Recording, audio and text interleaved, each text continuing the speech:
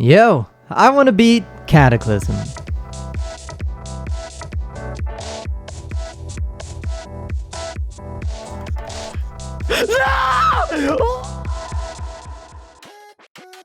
So here's how we're gonna do this. I'm gonna go through each section and I'm gonna rate it based on how difficult it is. And then I'm gonna show any funny moments that I had, like times that I died there or got a new record there. And we're just gonna start from the beginning, go towards the end, and then show the final completion. All right, cool.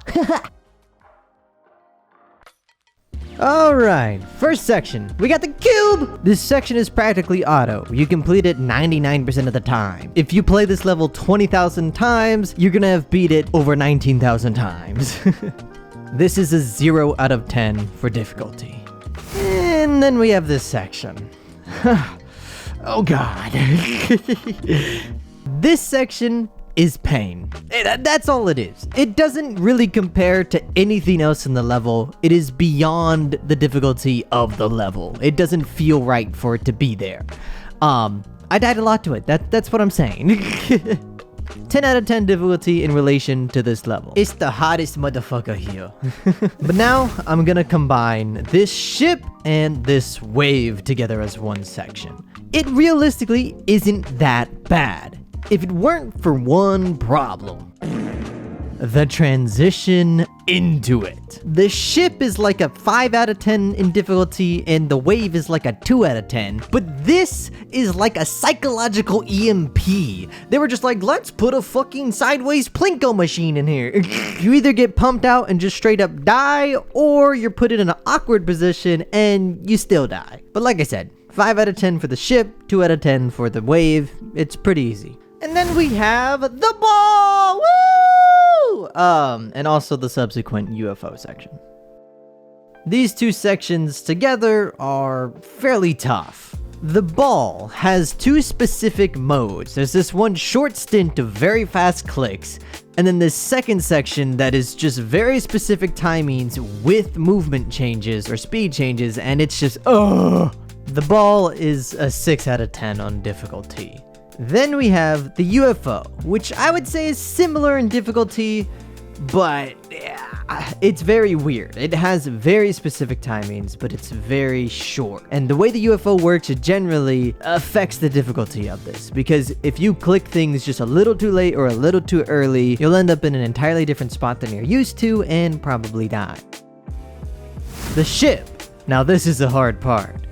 The transition into it is helpful, but it also kills you sometimes, so that's a little annoying.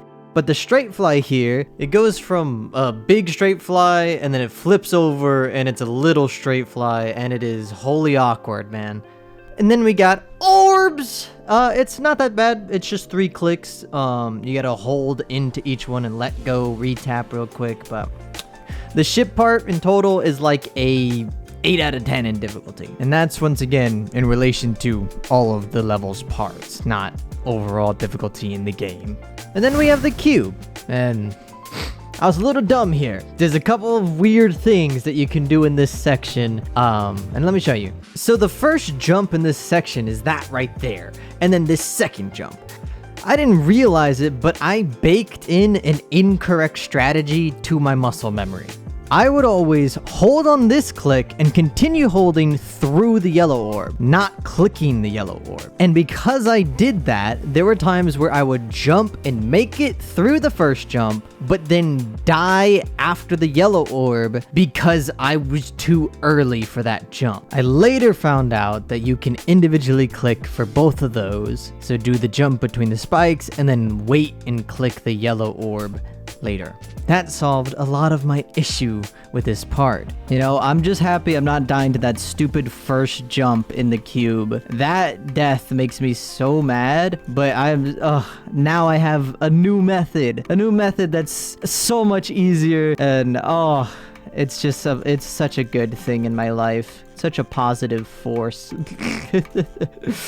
But that wasn't the only issue with this cube. After this blue orb, we have another, but it's off screen. It is disgusting, and you have to completely rely on your muscle memory. Look at it at full speed real quick.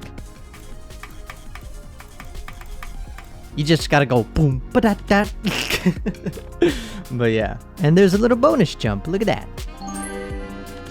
The rest of the section's easy, and I would give the entire part a 5 out of 10 for difficulty. But woohoo! We made it halfway through the level, yeah! And also, like, you know, halfway through the video. And if you're still watching, you probably have liked it so far. So if you do, please do leave a like, a comment, whatever. But if you want to see more GD content and potentially GTA Online content, which should be coming soon, subscribe. Thank you. But anyway, the ball section!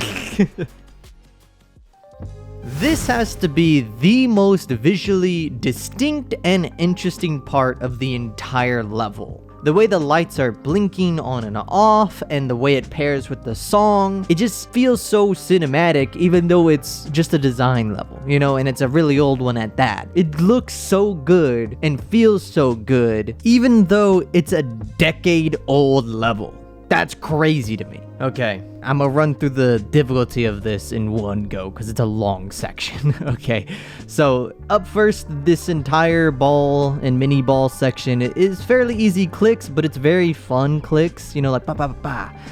This ball right here with these boom, boom, those are hard. That click always killed me. And then just 2 random clicks in the ship. Everything else is just memory and simplicity. It's not that bad. I give that section like a 4 out of 10 in difficulty. The only really hard parts is those 2 clicks in the ball and that little tight corridor. Other than that, it's pretty easy. 4 out of 10. And then we have the second most iconic part of the level. No, dude! That was it! That was it, dude! That was it. I mean, really, the reason I'm saying that is because the ship is the last difficult part before the end of the level, which is crazy. If I get past this ship, I practically beat the level. This first section is just a lot of straight fly or tight corridors like that.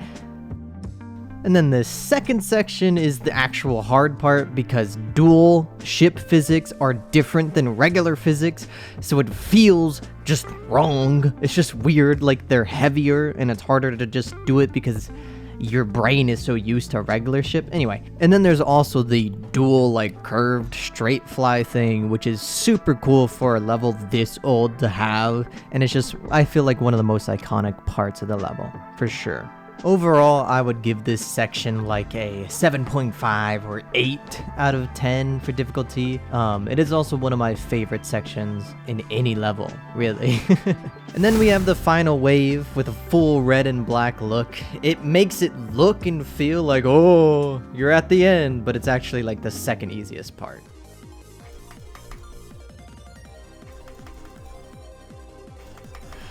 No!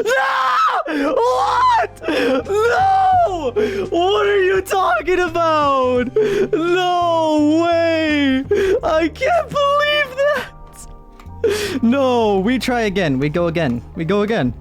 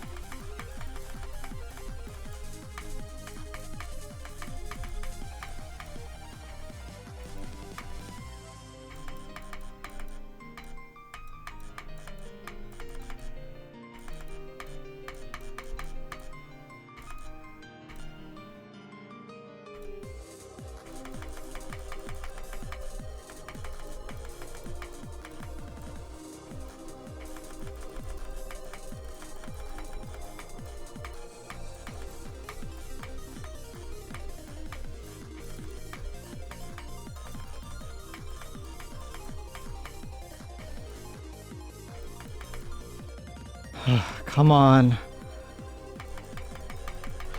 Oh! Yes, dude! Oh my god! Oh my god! I can't believe it! My heart fucking do. I can feel the Oh my god! Oh my god. Oh no, dude. I didn't think it would be this intense, dude. Oh, I'm gonna get it. I have a headache now. I have a headache. Oh my god. I did it. What the fuck? This doesn't feel real. Oh my god. Oh my god, I'm gonna have a heart attack. I felt it in my chest. Oh.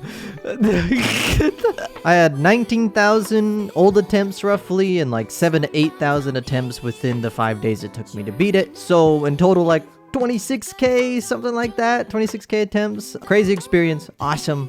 If you liked the video, like it, say something in the comments. And if you want to see more GD content, subscribe. But anyway, That was awesome. thank you for watching. I'm ReiRay. I'll see you later. Oh my god. Some days I wish I had a relationship.